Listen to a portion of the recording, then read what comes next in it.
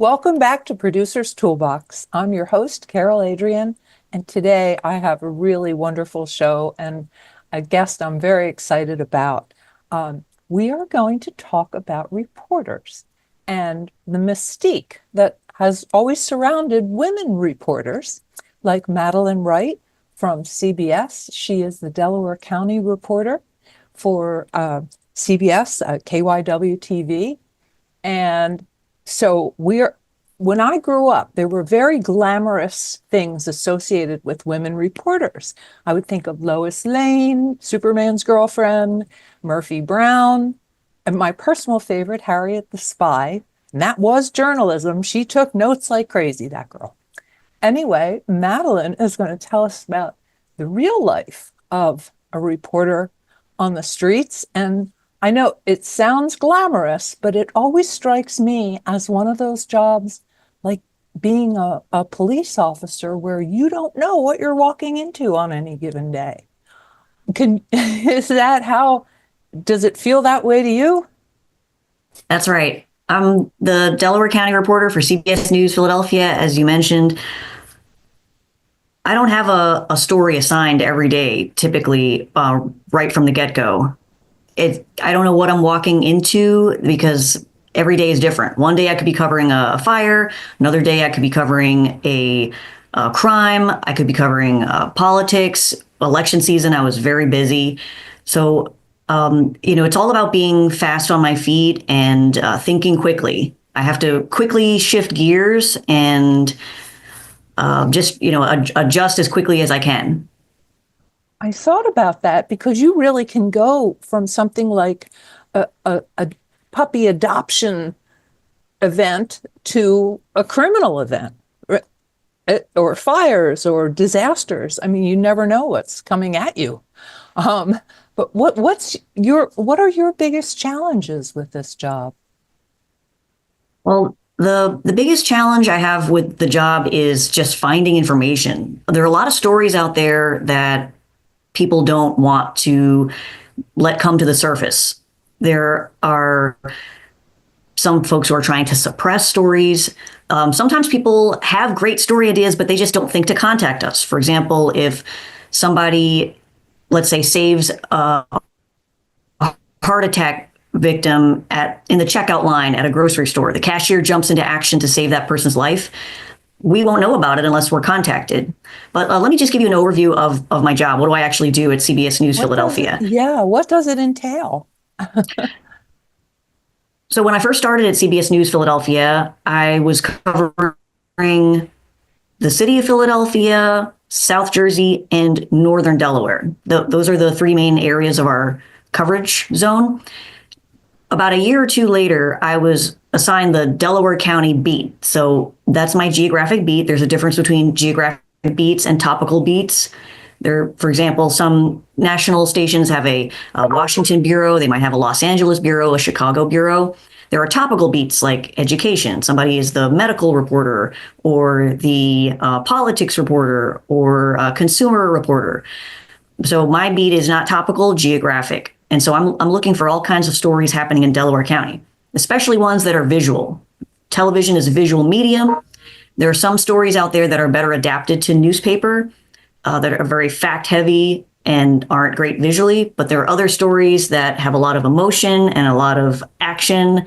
Those tend to be better suited for television. So I try to deliver visual stories that have a lot of heart, stories that take viewers into the situation for the people who are most affected. For example, if I'm covering, today I pitched a story about human trafficking. January is Human Trafficking Prevention Month. The people most affected by human trafficking are the victims themselves, the victims, their families, the community. Human trafficking is a major problem. So I have a survivor of human trafficking who's willing to talk to me today about her experience, how she fell into a cycle of abuse, how she was able to get out of it, and her advice for other people to help them. And she now works as a peer recovery specialist for a nonprofit that helps battered women. Wow.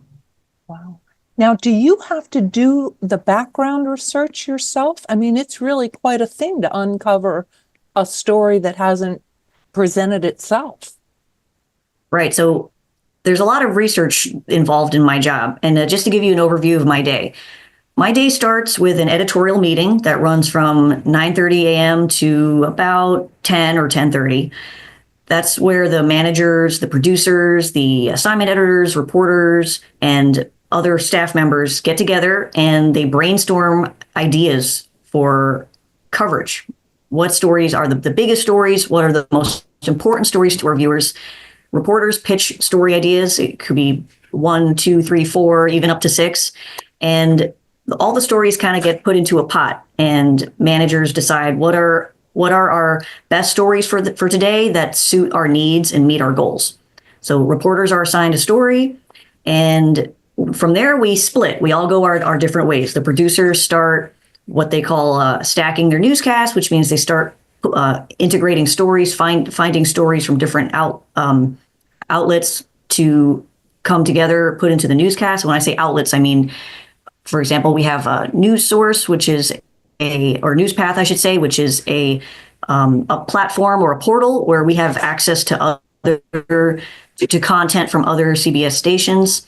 So they integrate national stories into the broadcast. They integrate local stories into the broadcast. They have a broad overview of what's going on for the day. As a reporter, I'm focused on my story. The intricate details, the elements.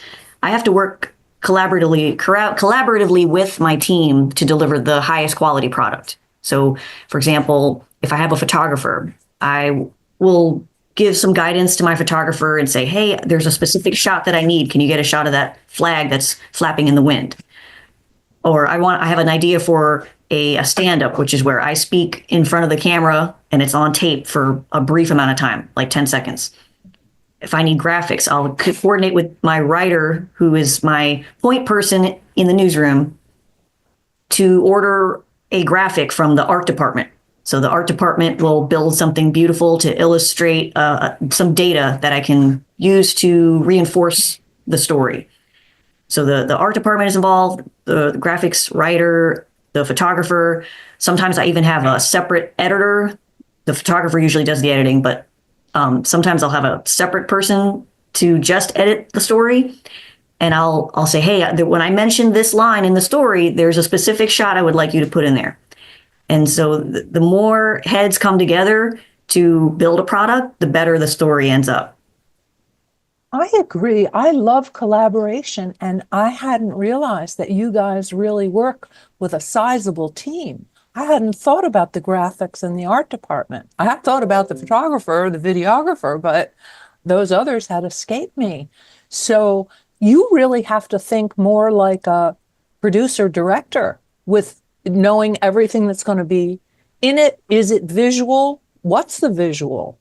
So when I first met you, I noticed you because you had a very serious looking video camera and a very large tripod. And I said, whoa, is she making a movie?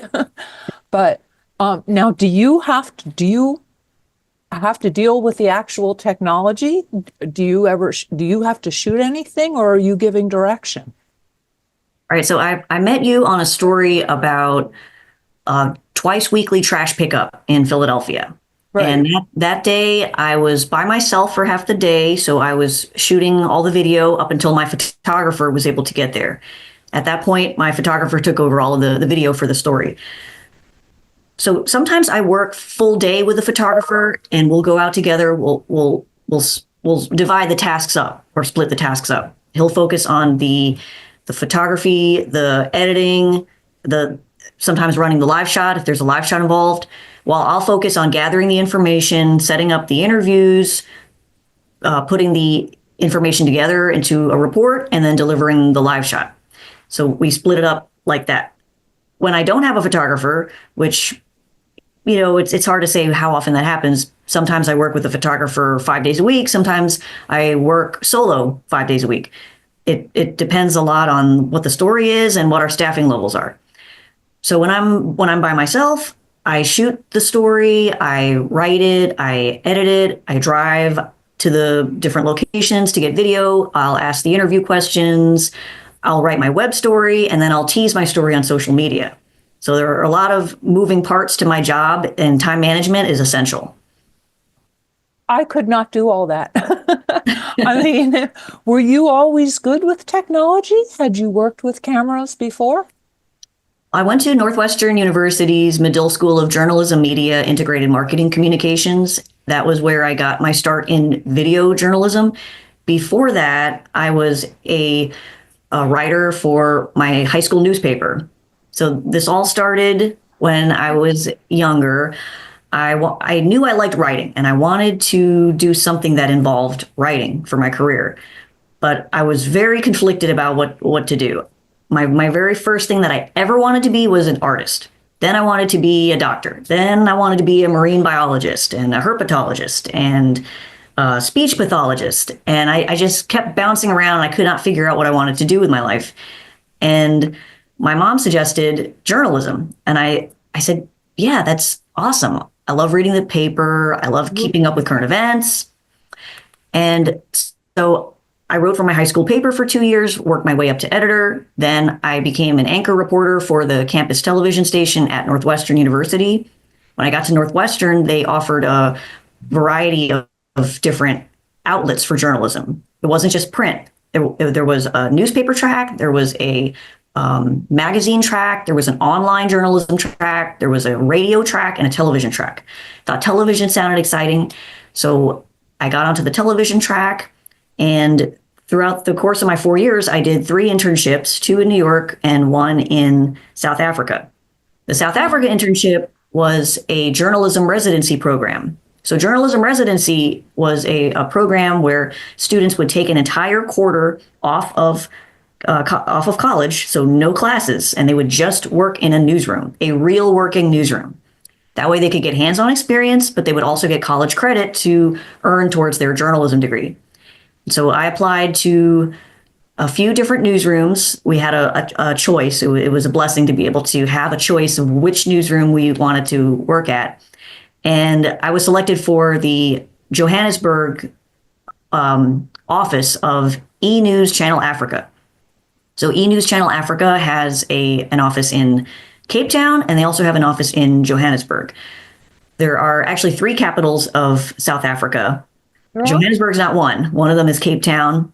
The other one is Bloemfontein.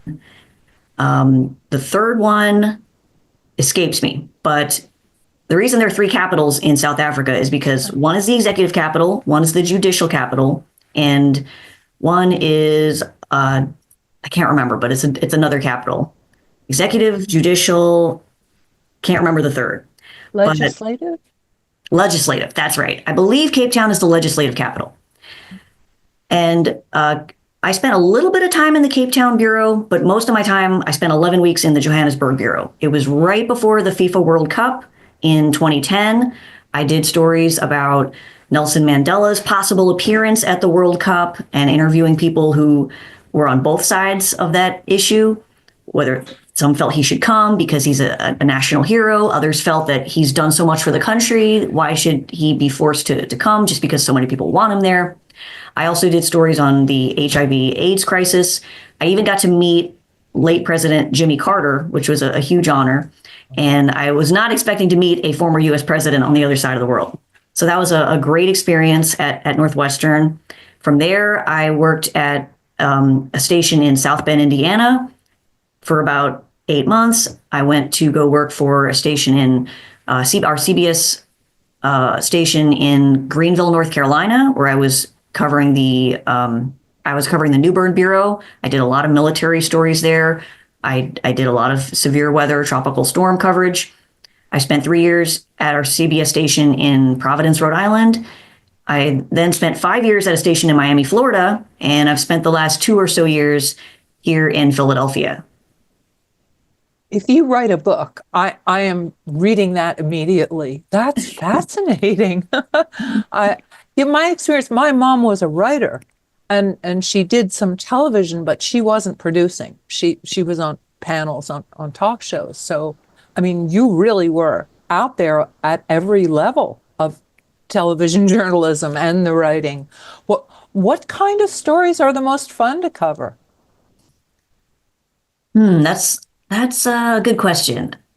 Well, some of the most fun assignments I've done, well, just this week I did a story about sledding. I found a great hill where a lot of kids, about 70 people, both children and adults, were sledding in Pocopson Township, Chester County.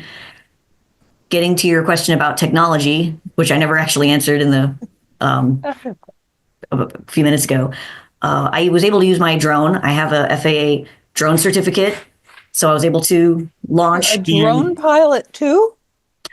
yeah, technology is an amazing thing. It's so important for our job. My job relies heavily on technology. So I'm talking to you now on a computer, which is my laptop. I do a lot of Zoom interviews. It really helps to save time when I'm not able to drive and meet somebody in person for an interview. I write and edit my story on this laptop. I upload it to our server. And from my computer, that story, which is what we call a package, then airs on TV to thousands of viewers. So I use this computer a lot. I use my cell phone to communicate with my newsroom and also to take video where my large traditional news camera is too big to fit into a tight space. So I'll use this as a camera and as a communication device for so that my managers know what elements I've gathered throughout the day. I have a GoPro, so I can attach that to somebody's head and as they're, for example, skiing. I did a ski story that was very fun Ooh, recently in the Poconos. So the GoPro will get some shots that would be hard to get with just a normal camera. And then my drone is able to get high above aerial shots that make the story, that really add to the story and give a whole different perspective than what we can see on the ground. that's incredible. So you're piloting the drone, shooting the story. You're involved in the edit, the writing. That I didn't realize that that's pretty intense. And that's wow. What are some of the challenges now? Are you ever in a situation where it's dangerous, where you feel threatened? I mean, not all news is good news. There was a time, long time ago, in my first job when I was covering an Occupy South Bend protest, and the crowd was hostile to me, and they surrounded me. It made me feel uncomfortable. After that, I told my managers, and at that point, it was too late for them to do anything. But in general, when we're going to cover a protest, my station that I work for now, they'll send me with a photographer. Safety is of utmost importance at my station. My managers take it very seriously. And if there's ever a situation where I feel like I'm not safe, then they said, let us know, call us, and we won't send you there. We're not going to expect you to go into any situation that's not safe. As far as one of my biggest challenges, so aside from getting information, which a lot of people try to suppress or withhold in many situations. Yeah. Another challenge is something people don't even think about, finding a bathroom. Finding a bathroom out in the middle of nowhere, it can be very, very difficult. And I can drive up to 30 minutes just looking for a bathroom. And it was very difficult. The situation was exacerbated during the pandemic. A lot of gas stations refused to let people in. A lot of restaurants were doing takeout only, so you couldn't even come in to pick up the food. They would give it to you through a window.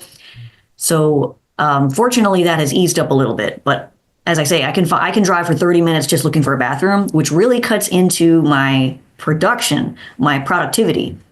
We have tight deadlines in the news business, so there's a need to balance self-care and the need and the story.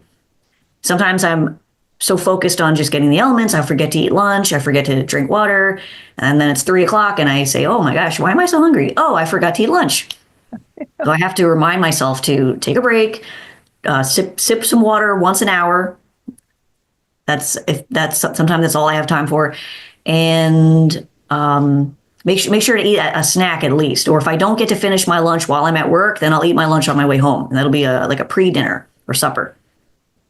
Plus, you're dealing with the fact that you may have to go on camera at any given time, right? While you're on assignment.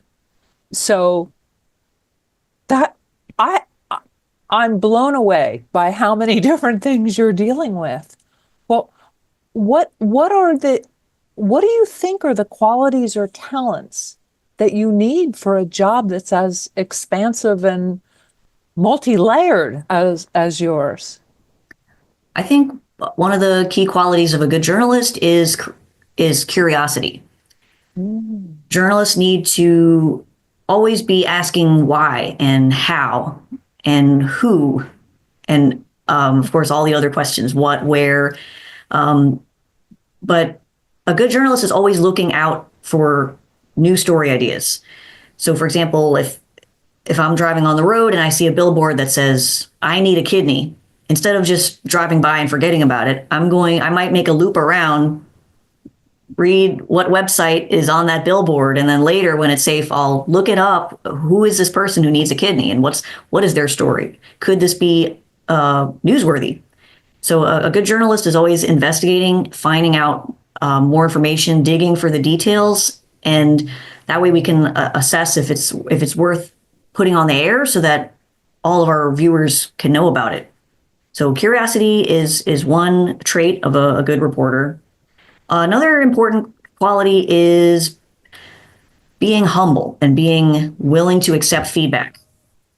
Mm. So there are some reporters who don't want to hear that their live shot was weak or their writing was weak, but I think it's important to be open-minded and hear what people have to say. I've I've gotten a lot of feedback over the years from managers, even from image consultants, other reporters, anchors, and I love hearing what people have to say. And I take every little piece of good advice and I use that to shape what I do, to shape my actions and what my words.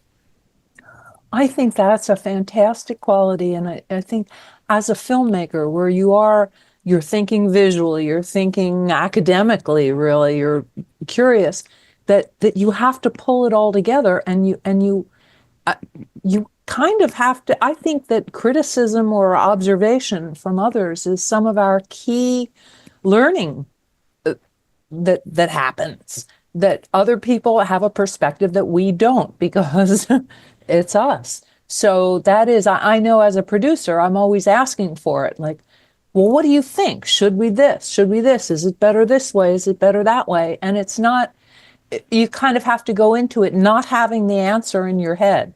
You have to be like willing to accept what is that, what is the true answer.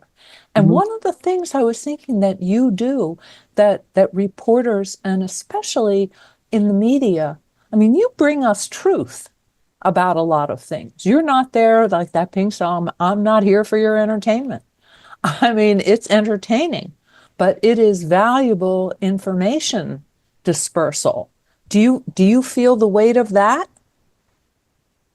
What I love about my job is that I get to make an impact on the community. I think it's a tremendous privilege to be a journalist and to carry the responsibility of delivering the truth to the people. One of the advantages I think I have is that I'm multiracial. I'm three different races. I'm half black. I'm sorry, half Chinese, a quarter black, and a quarter white. So in other words, my dad is half black, half white. My mom is Chinese. I happen to speak Spanish because I learned it in school and I became fluent watching soap operas and interviewing people in Miami. Spanish is it's been a huge asset to me, and I think being multiracial has helped me or help other people connect to me. When people talk to me, they see a little bit of themselves in me. But getting back to what you were saying about the privilege of being a journalist, there was one point that I really wanted to make, which is my stories can do three things. My stories entertain, they inform, and they inspire. And one of the things that I really try to do is to make every story I do memorable. That, and I think you do from what I've seen. It's and that's a wonderful way to go about it. And you're right, it has to be entertaining or it doesn't grab our attention when it's something important. So are and you clearly are meticulous about information gathering. That is a big deal. That has to happen correctly. Well, what would you say to anybody who's thinking about pursuing a career in I want to say television journalism, but you do a lot more than that. To what would someone do who wants to do what you do? I would say, well, let me put it like this. When I was in college, people said to me, do not go into journalism unless it's something you truly love, something that you cannot envision your life without doing. I would take that a step further. I would say, um, go into go into journalism if you love finding story ideas and digging up information that's hard to get. That's kind of the core of my job is getting the information. And I love the feeling of getting an exclusive story, or getting that interview that nobody else has. It's a great feeling. These days content is king.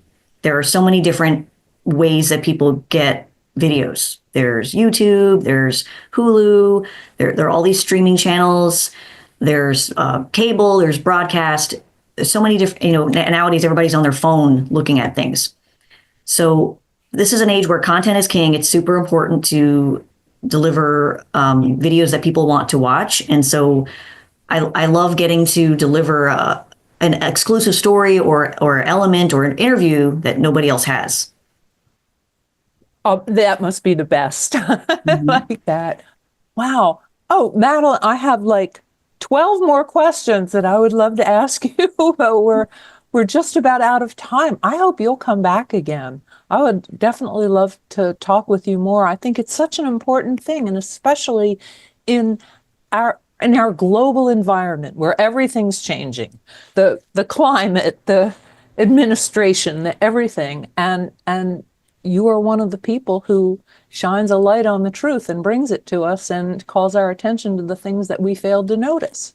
So I hope you'll come back, and thank you so much. That was like that. Well, it was not only interesting, it was entertaining. So thank you so much. I hope we'll see you again. You're welcome. It was a pleasure. Mine too.